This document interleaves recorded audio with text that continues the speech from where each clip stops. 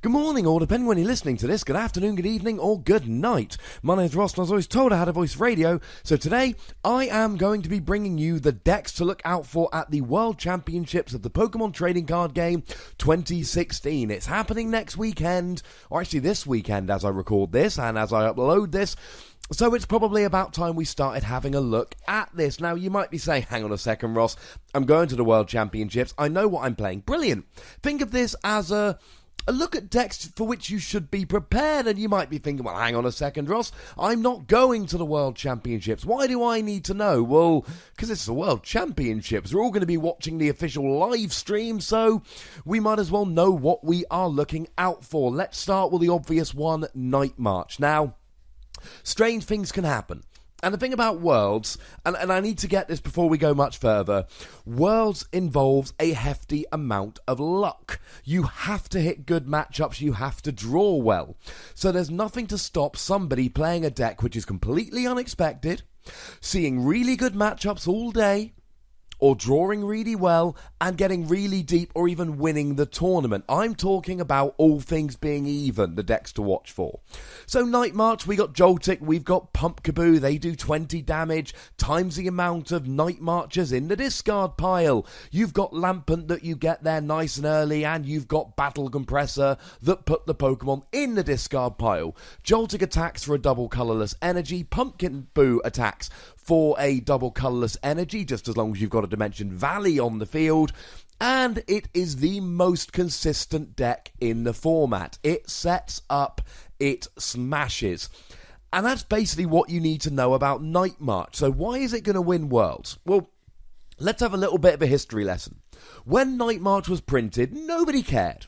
And the reason nobody cared was Lysander's trump card. Both players shuffle their discard piles, other than Lysander's trump card, into their deck, and then they have no discard pile other than Lysander's trump card.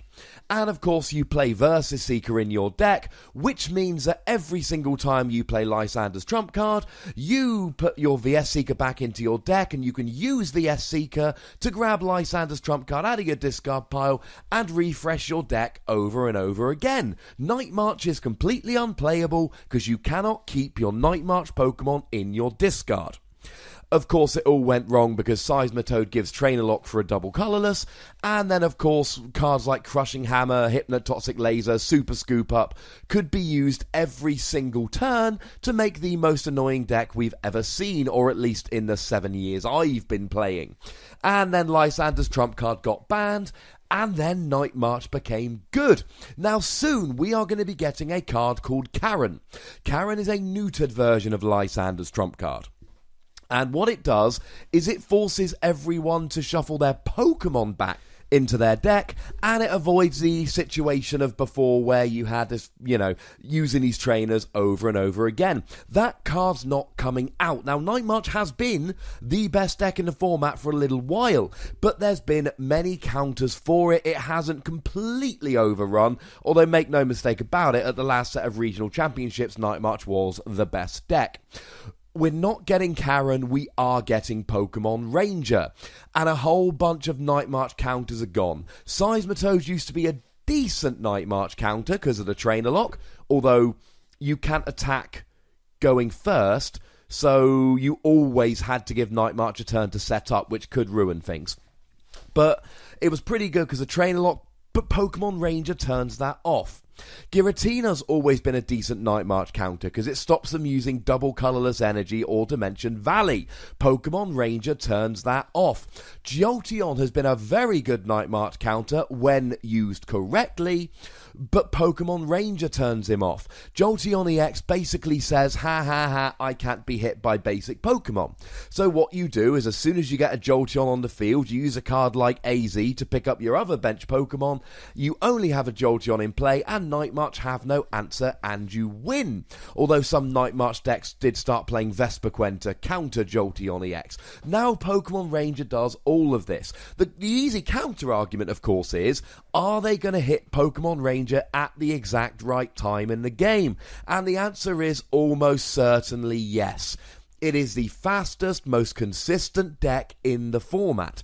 The only one that stops them finding Pokemon Ranger is Seismitoad, who blocks off trainers, like Battle Compressor and Versus Seeker that you would use to get Pokemon Ranger, but as previously discussed, they've got to give you a turn to set up. You're going to use that turn to find Pokemon Ranger. Is Night March going to be able to find Pokemon Ranger when they need it? Almost certainly. And that, ladies and gentlemen, is why Night March is probably going to win Worlds. It has lost a lot of the counters, but not all of them. Here is my second pick for Worlds this year, TREVENANT. Nice and simple, TREVENANT from the X and Y expansion blocks the use of item cards by your opponent when he's in the active. We've now got Phantump who can use Ascension, well, if there's a Dimension Valley in play, for 0 energy.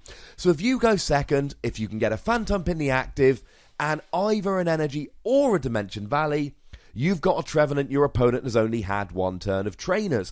But if you go first, you can use a supporter card, Wally, to evolve Phantump into TREVENANT, and your opponent never has a single turn of trainers for the entire game. It doesn't matter how good your deck is. If you have to play the entire game without item cards, you are probably going to lose. And then, of course, you got TREVENANT Break. 1 energy plus a Dimension Valley, 30 damage to all of your opponent's Pokemon, or 3 damage counters, I should say.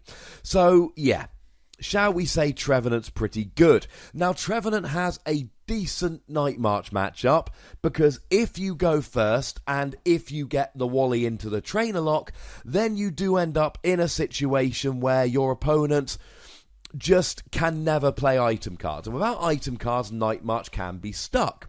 Now, if Night March goes first and gets a turn of trainers, it can set up enough, and then if it just draws into double colours, it will be fine. But that's a big if. I like TREVENANT. The problem is TREVENANT's got more bad matchups than Night March does. For one thing, it's not very good against AQUA Box. Now, AQUA Box is this water toolbox deck revolving around Seismitoad and Manaphy, and using Max Elixir to get energy on, and energy switch to move your energy around. Sounds good. 2 problems for TREVENANT against AQUA Box. Firstly, Rough Seas heals 30 damage from each of your water Pokemon, or lightning, but the only one of that you might play is Jolteon.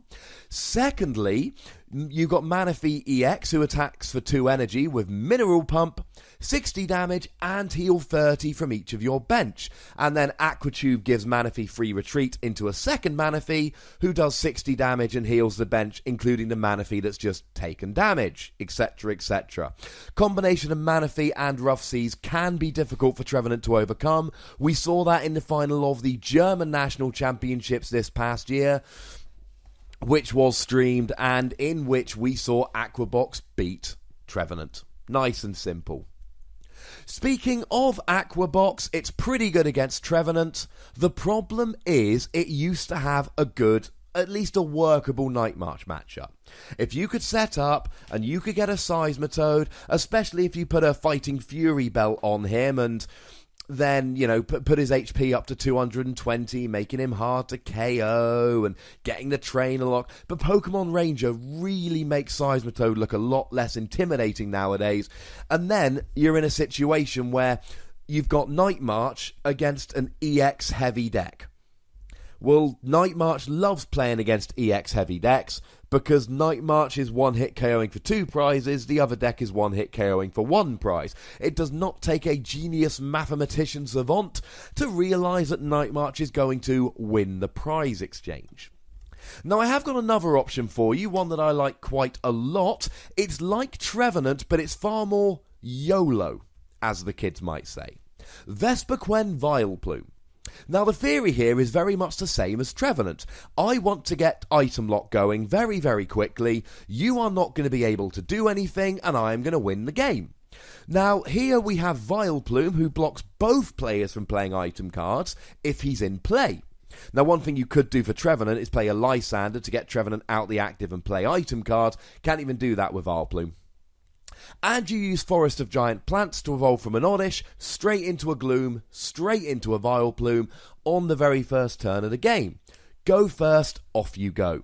And you use all kinds of cards like Professor Sycamore, Acrobite, Trainer's Mail to run through the vast majority of your deck on turn 1. While you're doing that, you set up a VESPIPLUME with a double colourless energy. Again, grass Pokemon, so Forest of Giant Plants works quite nicely here. And then you get a whole bunch of Pokemon in the discard, like all the Vileplume pieces you haven't needed. And then you hit for 20 damage plus 10 more for each Pokemon in the discard. And essentially, this will beat pretty much anything if it goes first and gets a good setup. If this goes first and gets a VESPIPLUME going, you're going to beat Night March. Simple as that, as long as you've got the Vileplume out as well, of course. Now, you're generally playing a 4-4 VESPIPLUME line and 4 double colourless energy, so if your opponent can knock out 4 VESPIPLUME, they've probably won the game. But if they've knocked out 4 VESPIPLUME, then you probably were never going to win the game anyway, because you haven't got the trainer lock going. Against Mega decks, you can even eschew the Vileplume completely, and just go completely aggro, discarding every other Pokemon other than the 4-4 VESPIPLUME line, and just trying to one-hit KO Megas. I've seen that work against certain decks. Why is this not the best pick for Worlds? Because if you don't set up, you lose. It is a one-shot deck. You will generally know, and not always, there are exceptions to this, but you will generally know on the very first turn of the game if you're going to win or you're going to lose. As a side note, it has type advantage over both AQUA and Greninja, so that's quite nice. It also curiously can lose to a Lysander, because as well as getting the Vileplume and the VESPIPLUME in play, you need to get a Floatstone on the Vileplume. Because if you don't get a Floatstone on the Vileplume, your opponent is going to play a Lysander, bring the Vileplume in the active, and you're going to deck out before your opponent, although you can play a higher AZ count if you want to try and avoid this happening. As I've mentioned Greninja, let's just give it a sentence or two.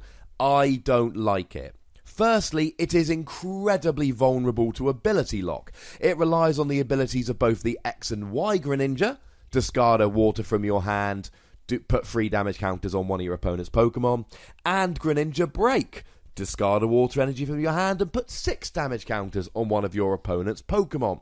The problem is, outside of that, you can do 80 damage for 1 energy, which is fine, but that's all you're doing. That's not great. You can use Shadow Stitching to ability lock, which can help, I suppose. It's very vulnerable to ability lock through both Hex Maniac and Garbodor. And I don't like the Night March matchup. Now, I went to the Danish National Championships recently. I sat down with a very good Danish player, Jesper Eriksson, and I played Greninja and he played Night March, and I won. But here's how Greninja beats Night March. You play N and Ace Trainer to lower their hand size because they're going to take the lead. You play them and hope they don't draw out of it. If they do draw something good, you lose. If they don't, you can win.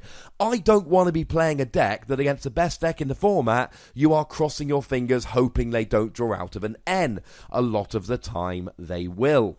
As I've said, most consistent deck in the format.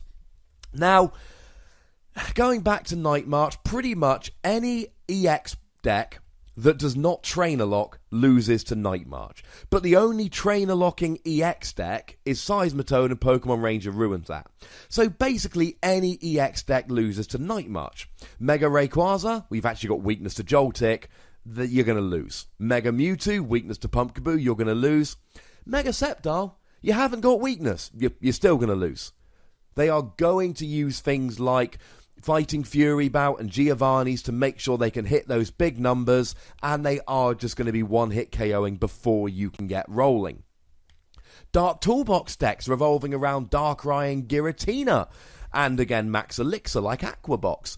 Well, you used to be able to use Giratina to lock them out of double colourless energy and lock them out of Dimension Valley, but now Pokemon Ranger takes that option away, and then you're just an EX heavy deck against Night March, and as we've discussed, they're going to lose. Looking at Metal, yes, they've got Bronzong Break that can take multiple prizes off Joltik and Pumpkaboo, but let's face it, it's a deck that relies on EXs and Genesect, and it's just not going to work very well. So, are there any more interesting options? Honestly, Night March and TREVENANT, those are the decks to beat as far as I am concerned. Now, just so we're clear, I am not saying that other decks can't win. You could play an AquaBox deck and just play a whole bunch of non-Night March decks. Or you could play against Night March and they could not be able to hit their Pokemon Ranger. Or they can hit their Pokemon Ranger but they whiff double colourless energy, or whatever. But I'm saying that now, most of the time, Night March is going to be AQUA Box.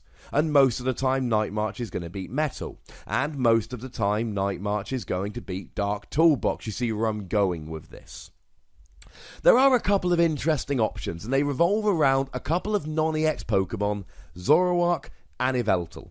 Now, you can make this deck however you want, but this is what I've been keeping in my back pocket, what I would probably end up playing if I was going to Worlds next weekend. Wedding, not going, boo! But it will be a lovely wedding, and it is my best friend in the world, so I suppose I can forgive him, as long as he forgives me for watching the stream on my phone during his wedding. Now, Zoroark and Yveltal have two things going for them. They are non-EX and they are Dark type. That means that they do not automatically lose the prize trade against Night March, and it means that they have type advantage over TREVENANT. Now don't get me wrong, if TREVENANT goes first and gets a turn 1 TREVENANT and you have no items for the entire game, there's still a very good chance you're not going to set up and you're going to lose.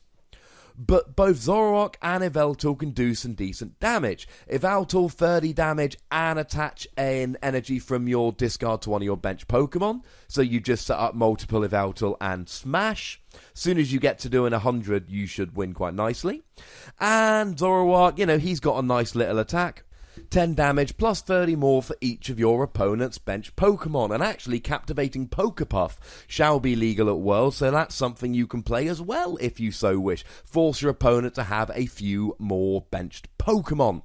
So, I like these. You can do well in the prize trade against Night March, and it's got type advantage to help you beat TREVENANT. You could also include a line of Golbat/Crobat, because when you're playing against Night March, it's not good enough to just be able to trade one prize for one. You need to jump ahead in the prize race. Now, if you take the first prize, and then they take a prize, you take a prize, and so on, you'll win the game. But you can't rely on always taking the first prize. So there are two ways to really jump ahead in the prize race. One is you KO more of their Shaymins than they KO of yours. Secondly, play bats. And then you can use combinations of Golbat and Crobat to KO Joltix and Pumpkaboos on the bench and take extra prizes and win the game that way. Now, people are talking about Volcanion as a possible option for Worlds. I'm not a huge fan of Volcanion. Now, I'm going to do a full video about Volcanion very shortly. It's on my shortlist of ones to do soon. But let me be nice and clear about why I'm not loving it right this minute. The EX is vulnerable to Night March, as all EXs are, as I think I've made clear in this video. And the non-EX doesn't do enough damage unless you use the EX's ability to discard a fire energy and do a 30 more damage, but then you've got the EXs on the bench and Night March are just going to play Lysander to KO the Volcanion on the bench, the EX. So I like Volcanion. I love Volcanion. As soon as Worlds is over and we've rotated, I think Volcanion is one of the best decks in the format. Before we rotate, however, boo, hiss, etc., not a Volcanion fan. And that will do, ladies and gentlemen. I am not saying that is definitely what's going to end up winning Worlds. Maybe something like Wailord comes out, and a Wailord of a Fighting Fury bout, Night March cannot do enough damage to get a one-hit KO. Maybe Wailord says, loads of people are going to stop playing these grass decks, etc. because of Night March, and maybe a Wailord wins Worlds. What I've gone through here is the decks that are most likely to do well, and a couple of less obvious options that some people might be considering. But let's be clear about this. It's the World Championships. A whole bunch of different decks are going to be played. Some of those decks are going to hit favourable matchups. All the players piloting them are going to do very well in terms of their draws. And there are going to be some surprises. But I expect Night March to be winning and TREVENANT to be winning if Night March doesn't. As always, ladies and gentlemen, there is a comment section. This seems like the kind of video we should be arguing about. Be nice, but get in the comments. Tell me I'm wrong, but tell me why I'm wrong. There's a like button. Click it. There's a subscribe button. Click it. If you already have, get someone to subscribe on your behalf. And of course, the most important thing is always look after yourselves until next time. Thank you very much for watching. My name's Ross, and you've been watching PTCG Radio.